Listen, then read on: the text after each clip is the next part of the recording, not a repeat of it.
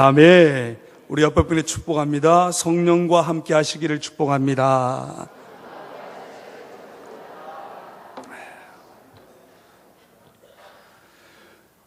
겨울철이 다가오죠.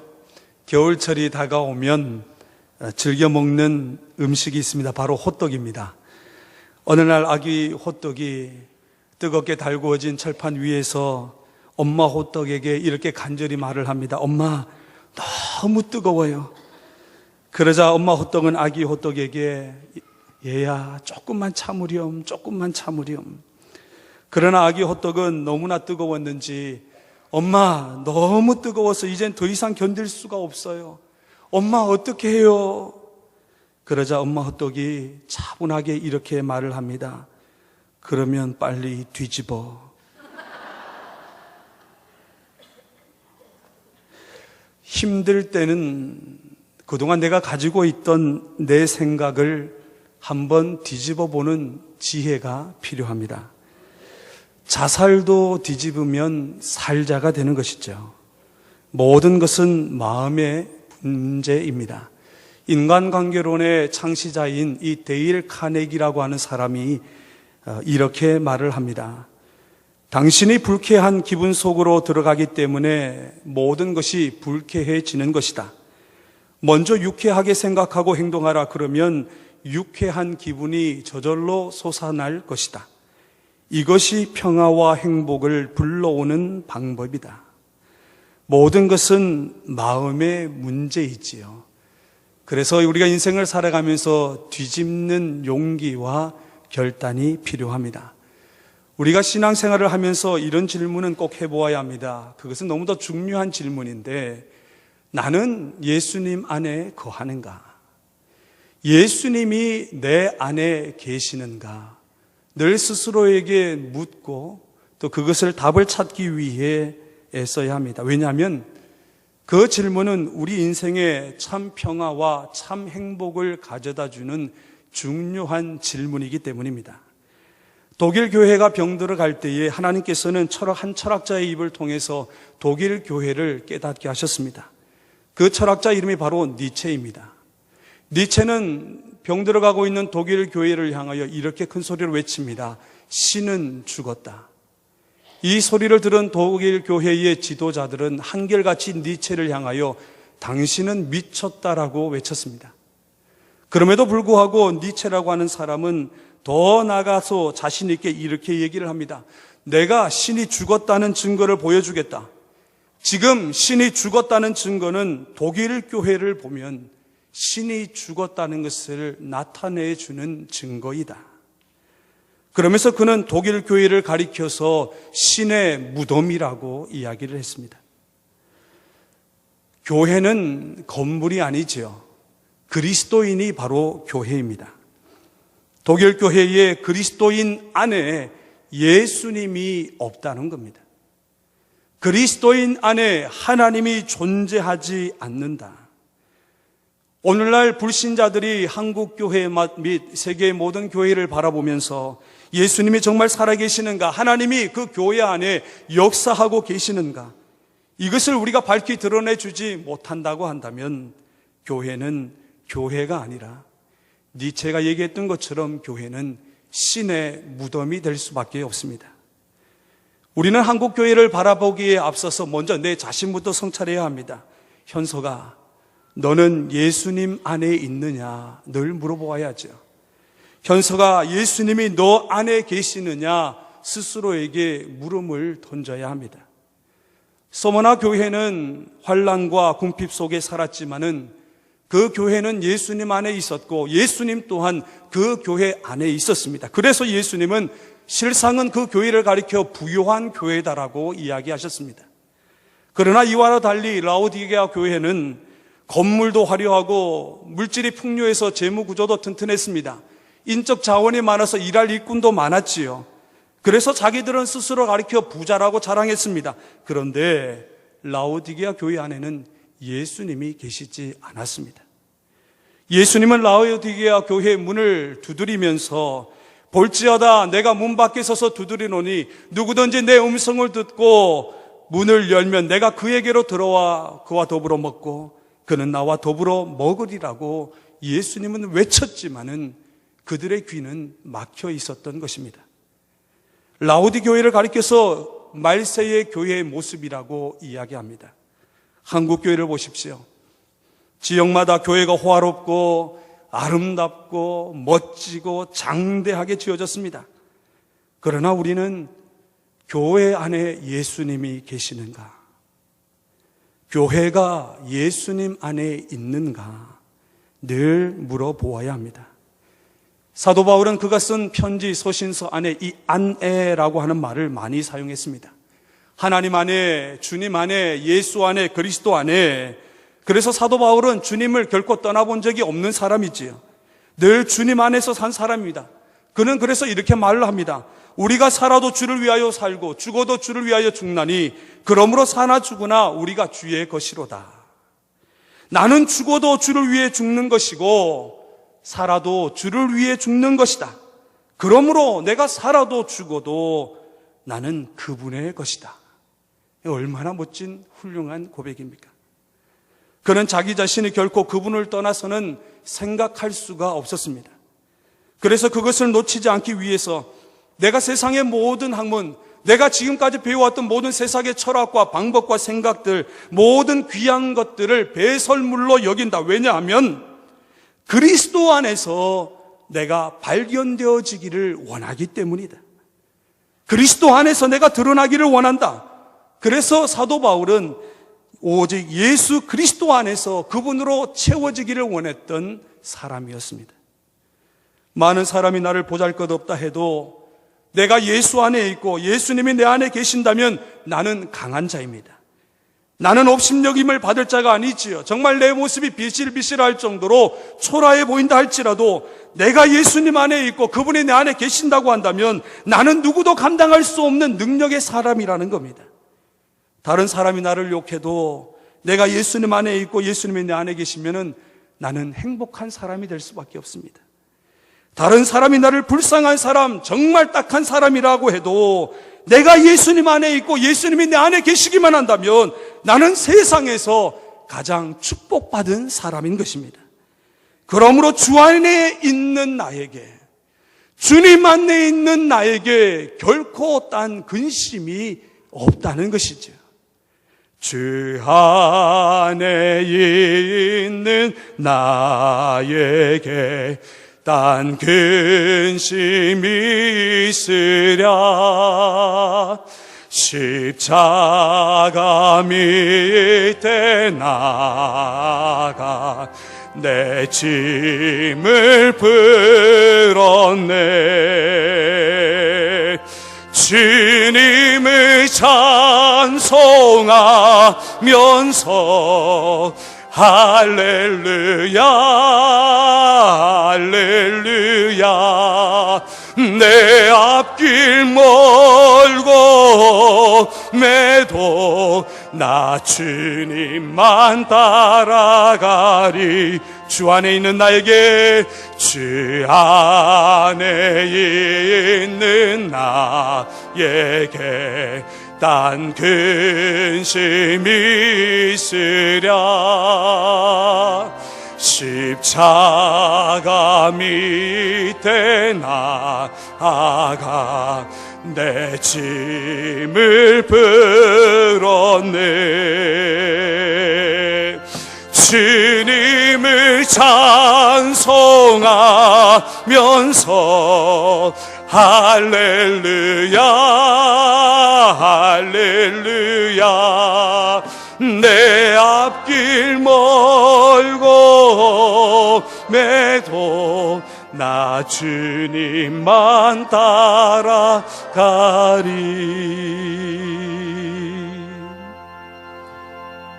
저와 여러분의 가장 강력한 힘은 바로 예수 안에 있는 겁니다. 내가 아무리 좋은 학력을 가지고 아무리 좋은 집에 살고 아무리 좋은 옷을 입고 많은 사람들이 나를 알아주고 대단하다고 박수를 쳐준다 할지라도 내가 예수님을 벗어나면 나는 아무것도 아닙니다.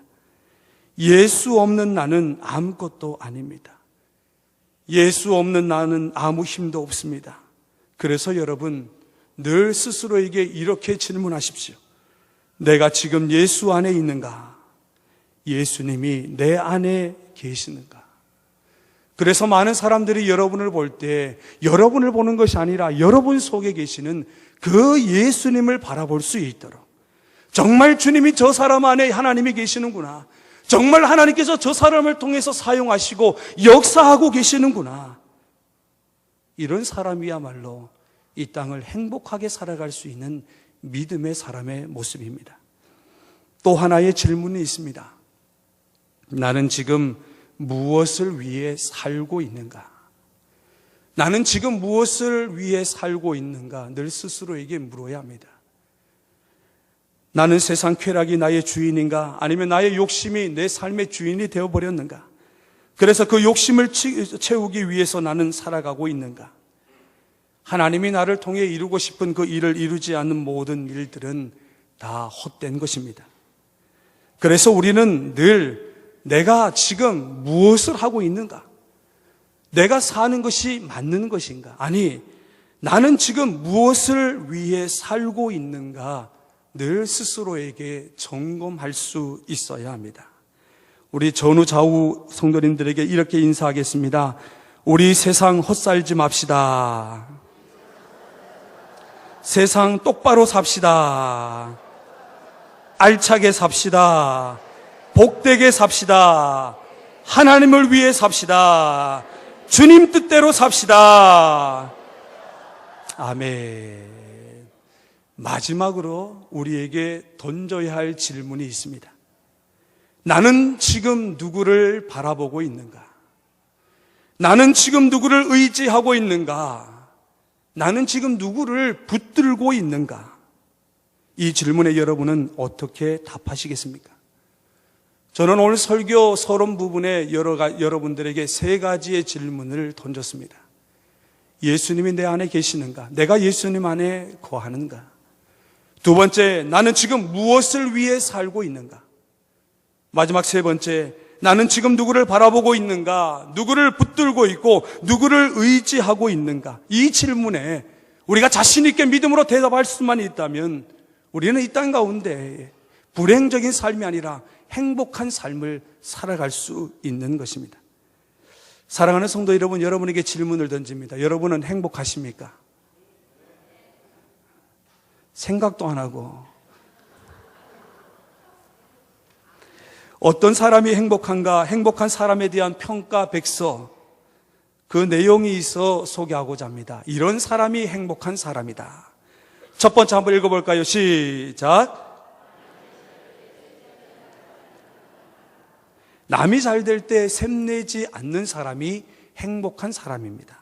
한번 따라 할까요? 사촌이 땅을 사면 배가 아파야 됩니다.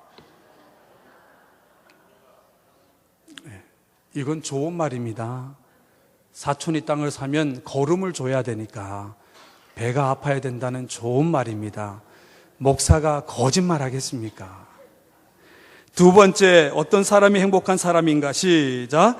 이웃을 위해 가진 것을 기쁨으로 나누는 사람이다. 세 번째, 아름다운 자연을 가슴으로 느낄 줄 아는 사람이다. 네 번째, 시작. 타인을 정죄하고 비판하기보다는 칭찬하고 축복할 줄 아는 사람이다. 다섯 번째, 남으로부터 넉넉하게 받아들일 수 있는 온유한 사람이다. 여섯 번째, 지난날 잘못에 집착하기보다는 미래를 향해 믿음으로 용기 있게 나아가는 사람이다. 일곱 번째, 식사를 대할 때 진심으로 감사하는 사람입니다. 정말 우리 교회 밥 맛있지요? 근데 여러분 표정은 그런 표정이 아닌데. 여덟 번째, 시작. 어떤 처지에도 자족할 줄 아는 사람이다. 아홉 번째, 절박한 순간에도 주님의 이름을 부를 수 있는 사람이다. 마지막 열 번째입니다. 시작. 아멘. 아마 제가 이 땅에 태어났을 때 할렐루야 하고 태어났을 것 같아요. 저는 죽을 때 아멘 하면서 죽을 겁니다. 가장 복된 인생이 무엇입니까? 나에게 맡겨주신 사명 다 감당했습니다. 하나님께서 맡겨주신 모든 사역들을 기쁨으로 감당했습니다. 그리고 아멘 하면서 죽을 수 있는 사람, 그 사람이 가장 행복한 사람이 아니겠습니까? 저는 여러분이 정말 행복한 사람이 되셨으면 좋겠습니다. 그런데 많은 사람들이 자신들을 보면서 나는 행복한 사람이다 라고 말하기보다는 나는 그렇지 못합니다, 나는 불행합니다, 나는 절망적입니다, 나는 나와 같은 딱한 사람을 어디에도 찾아볼 수 없습니다, 이런 유형의 말들을 하는 사람들을 많이 보게 됩니다. 왜 이런 생각을 하는 걸까요? 왜 자신을 가리켜 행복한 사람이 아닌 불행한 사람으로 여기는 걸까요? 도대체 불행의 원인이 어디에 있는 걸까요? 내게 있는 것이 그리 많지 않습니다. 물론 행복하지 않을 수 있죠. 집도 그렇고 돈도 그렇고 건강도 그렇고 자식을 보도 답답하고 눈에 보이는 것, 손에 잡히는 것, 내가 지금 누리고 있는 것이 그리 많지 않습니다. 그러니 당연히 불행하다 얘기할 수 있죠. 그런데 이와는 다르게 많은 것을 가졌습니다. 그런 많은 것을 가졌음에도 불구하고 그 사람을 보면 행복한 것 같지가 않아요. 남편이 승진을 했음에도, 그토록 바랐던 좋은 집, 넓은 집을 얻었음에도 불구하고, 차곡차곡 저축해서 은행에 많은 저금을 예치했음에도 불구하고 그 사람의 표정에, 그 사람의 행동에, 그 사람 마음밭에 결코 행복이 드러나지 않습니다. 무엇인가 얻었고 무엇인가 이루었고 무엇인가 손에 꽉 잡고 있는데 말이지요.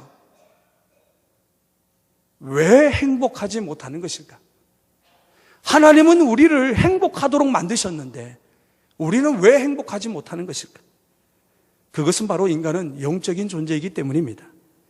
무엇인가 소유했다고 해서 그 소유로부터 내가 행복을 얻어지는 것이 아니라 우리는 영적인 존재이기 때문에 이 관계에서 행복을 얻을 수 있는 것이죠. 무슨 말이냐?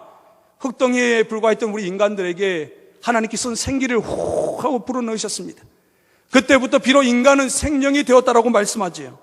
창세기 1장 27절에 하나님이 자기 형상, 곧 하나님의 형상대로 사람을 창조하시되, 인간이라고 하는 존재는 하나님의 형상대로 창조되었는데 이 형상이라고 하는 말은 인간의 그 하나님의 외모의 모습을 의미하는 것이 아니라 하나님의 본질과 하나님의 성품과 하나님의 속성을 의미합니다. 따라서 인간은 하나님의 형상을 지니고 있기 때문에 그 하나님으로 채워지지 않을 때 인간은 불행할 수밖에 없다는 겁니다. 다윗의 고백을 보십시오. 여호와는 나의 목자시니 내게 부족함이 없으리로다. 다윗이 그 많은 수많은 고통과 환난 속에서 마지막 인생의 노년에 회한하면서 썼던 시편 23편의 첫 번째 고백의 말씀이 여호와는 나의 목자시니 내게 부족함이 없으리로다. 하나님과의 관계 속에서 내가 하나님 안에 있고 하나님이 내 안에 계시니 하나님이 나의 목자가 되셨고 인생을 돌이켜보니 나에게 정말 부족함이 없는 인생을 살아왔다. 나는 지금 누구를 바라보고 나는 지금 누구를 의지하고 누구를 붙들고 있는가? 이 문제에 대한 바른 정의를 내리지 못하게 된다면 우리는 결코 행복한 삶을 영위할 수 없게 됩니다.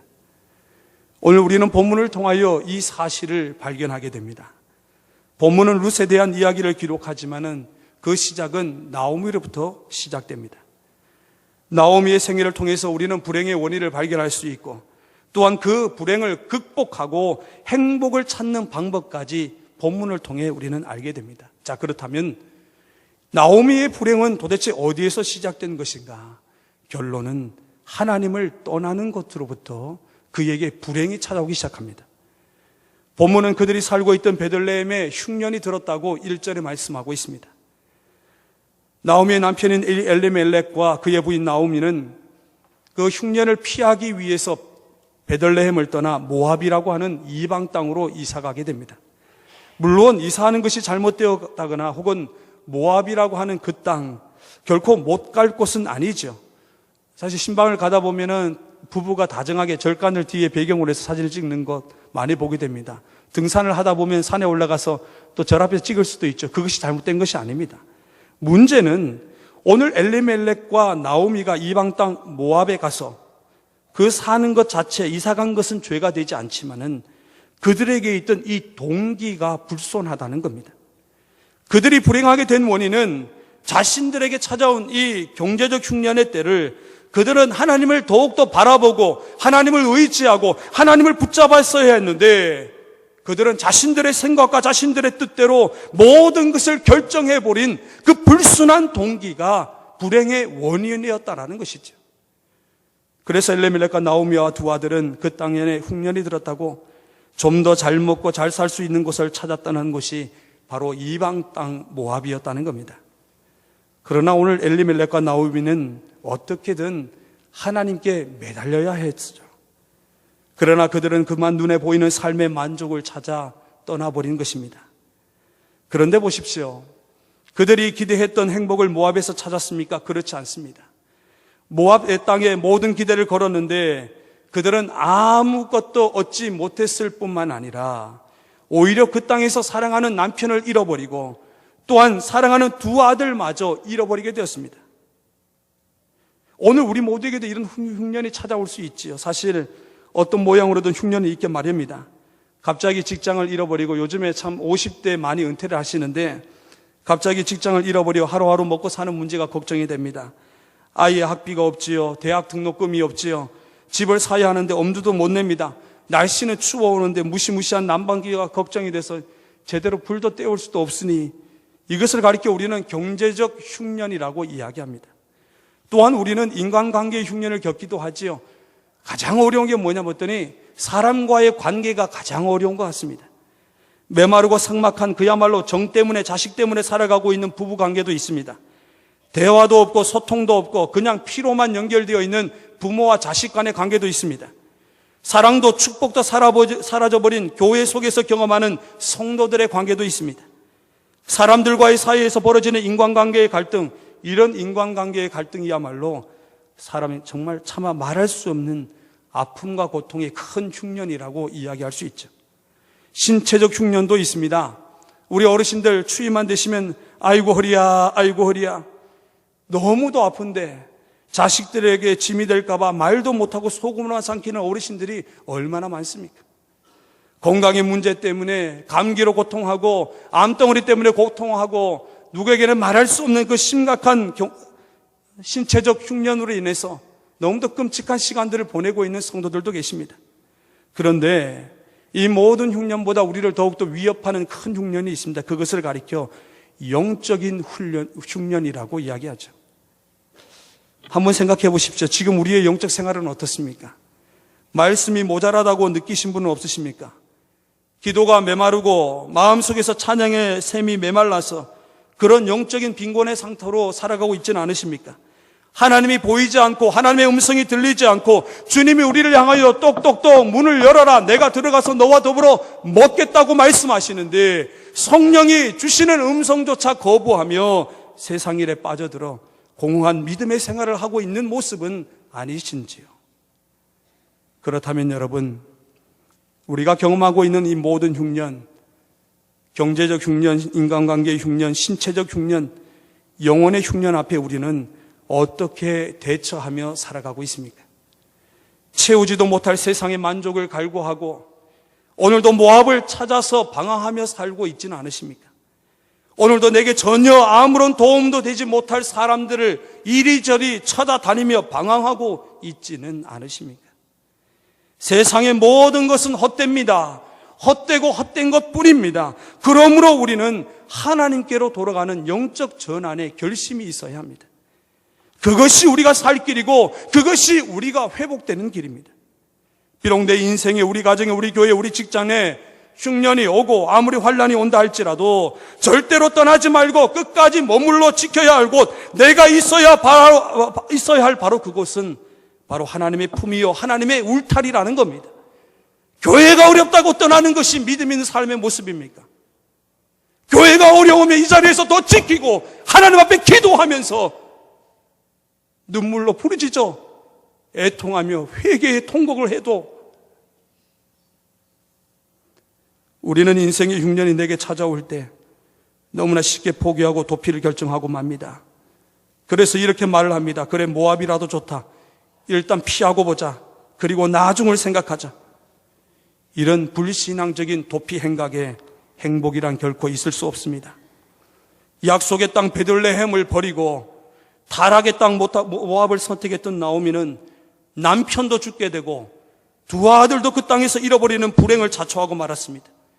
내가 좀 더 잘 살아보겠다고 갔는데 출세해서 누구라도 보란듯이 떵떵거리며 살고 싶었는데, 그러나 그 기대의 결과는 절망과 탄식과 한숨뿐이었습니다.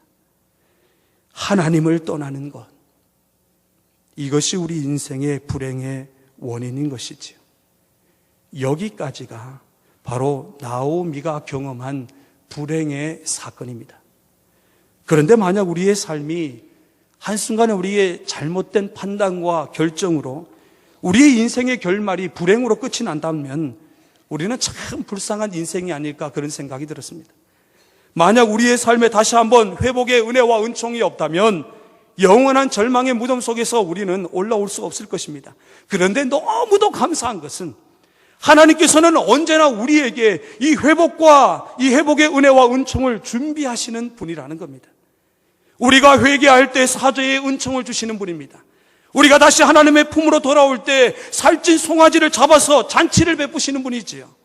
우리가 다시 하나님을 바라보고 하나님을 의지하고 하나님을 붙잡을 때 모든 과거의 잘못과 행동들을 기억하지 아니하시고 우리를 행복의 나라로, 축복의 나라로, 희망의 나라로 초대하는 분이십니다.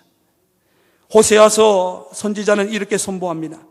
우리 호세아서, 오라 우리가 여호와께로 돌아가자. 여호와께서 우리를 찢으셨으나 도로 낫게 하실 것이요 우리를 치셨으나 싸매어 주실 것입니다. 여호와께서 이틀 후에 우리를 살리시며 셋째 날에 우리를 일으키시리니 우리가 그의 앞에서 살리라. 우리가 다시 하나님께로 돌아가기만 한다면 하나님께서 우리를 낫게 해주실 거랍니다. 지금까지 내가 볼 때 그것이 최선이었고 그것이 전부였고 그것이 해답이라고 생각했던 것, 지금까지 내가 붙잡았고 내가 바라보았고 내가 의지했던 그 모든 것을 주님 앞에 내려놓기만 한다면 하나님께서는 이전 것은 기억하지 않으시고 우리 한 사람 한 사람을, 우리 가정을, 우리 교회를 반드시 깨끗하게 하시고 싸매어 주실 것이라고 우리에게 약속하고 계십니다. 한번 따라할까요? 하나님께서 우리를 살리시고 우리를 일으켜 주신다. 아멘. 나오미의 삶은 불행으로 끝나지 않았습니다. 하나님께서 그녀에게 다시 기회를 주셨습니다. 우리 6절 말씀을 한번 합독하겠습니다. 6절 말씀입니다. 시작. 그 여인이 모압 지하방에서 여호와께서 자기 백성을 돌보시사 그들에게 양식을 주셨다 함을 듣고 이에 두 며느리와 함께 일어나 모압 지방에서 돌아오려 하여. 아멘. 가장 인생의 밑바닥, 가장 최악의 상태에서 들려진 소식이 하나 있습니다. 여호와께서 자기 백성을 돌보시사 그들에게 양식을 주셨다. 하나님은 우리를 돌보시는 분이라는 것을 룻기를 통해 우리에게 말씀하고 있습니다. 길고 긴 흉년이 해결되었다. 사랑하는 여러분, 오늘 여러분도 이런 회복의 은혜가 있기를 원합니다. 흉년이 회복되어지기를 간절히 소망합니다. 풍년의 삶을 살기를 원합니다. 행복한 삶을 살기를 원합니다. 경제적 흉년, 인간관계 흉년, 신체적 흉년, 영적 흉년이 모두 회복되는 하나님의 놀라운 은총이 있기를 축복합니다. 나오미는 이스라엘의 흉년이 해결됐다는 소식을 듣고 이제 모압을 떠나고 베들레헴으로 향하기 시작합니다. 근데 여러분 잘 생각해 보십시오. 이 부분에서 이런 생각이 들지 않을까요? 참 뻔뻔한 여자다. 어떻게 저 여자가 저럴 수 있을까? 도대체 무슨 자신감으로 저렇게 얼굴에 철판을 깔아놓은 것도 아닌데 어떻게 돌아갈 수 있을까? 생각해 보세요. 다른 사람들은 흉년 가운데서도 베들레헴을 떠나지 않고 그것을 굳건하게 지켰습니다. 그런데 잘 살아보겠다고 혼자 떠났던 그 여자가 다시 돌아온다고 했을 때에 아마 그곳 많은 사람들이 비난을 쏟아 부었을 것입니다. 더군다나 자신의 형편과 처지가 어떻게 되었나요? 잘 살겠다고 도망을 쳤는데 남편도 죽었고 아들도 죽었으니 깨질 대로 다 깨지고 부서질 대로 다 부서진 모습으로 다시금 베들레헴으로 귀향하는 것이죠. 일반적으로 생각해 보면 아마 나오미가 베들레헴으로 돌아가려고 했을 때에 차라리 죽기보다 싫은 선택이 아니었을까 그런 생각을 합니다. 그러나 중요한 것은 여러분 육적인 눈으로 보면 안 돼요. 우리는 현상적 시각으로 보는 사람들이 아닙니다. 그리스도인이라고 하면 영의 눈으로 바라볼 수 있어야죠. 이제야 나오미가 제정신이 든 겁니다. 영적으로 볼 때 제정신으로 돌아온 겁니다. 왜냐하면 그녀의 눈에는 하나님만 보이고 있고 그녀의 귀에는 하나님의 음성만 들려지기 때문입니다. 주위의 사람들과 주위의 비난과 눈총은 더 이상 문제가 될 수 없습니다. 비록 실수한 인생이지만 더 이상 실패하지 않기 위해서 하나님만 붙잡았던 그녀의 눈은 자신을 조롱하고 자신을 무시하고 자신을 업신여기는 사람들이 보이지 않습니다. 그녀에게는 오직 하나님만 보일 뿐입니다. 살아가는 성도 여러분, 하나님께로 돌아오는 것은 체면의 문제가 아닙니다. 하나님께로 나오는 데는 위신과 명예가 문제되지 않습니다. 우리는 누구나 다 실수할 수 있습니다. 어쩌면 혹자의 말처럼 실수로 태어나 실수로 죽는다는 말처럼 실수투성이의 삶을 살아가죠. 그런데 정말 중요한 것은 우리가 지었던 그 실수를 뒤집는 것이죠. 호떡이 뜨거우면 뒤집으면 됩니다. 그렇지 않으면 타서 먹을 수가 없고 버릴 수밖에 없습니다. 우리도 실수하고 잘못할 수도 있습니다. 누군가에게 상처를 줄 수 있고 누군가에게 아픔을 줄 수도 있습니다. 그런데 만약 내가 행한 그 실수를 그냥 묻어두기만 한다면 영원히 회복될 수 없는, 다 타서 먹을 수 없는 까만 호떡만 될 뿐이죠. 실수한 것이 있으면 뒤집어야 합니다. 누군가에게 실수한 것이 있습니까? 용기를 내십시오. 누군가에게 상처와 아픔을 준 것이 있습니까? 용기를 내십시오. 그리고 그들에게 용서를 구하는 것은 체면의 문제도 위신의 문제도 명예의 문제도 아닙니다. 우리가 다 살기를 원한다면 돌아서는, 뒤집는 용기와 결단이 있어야 합니다.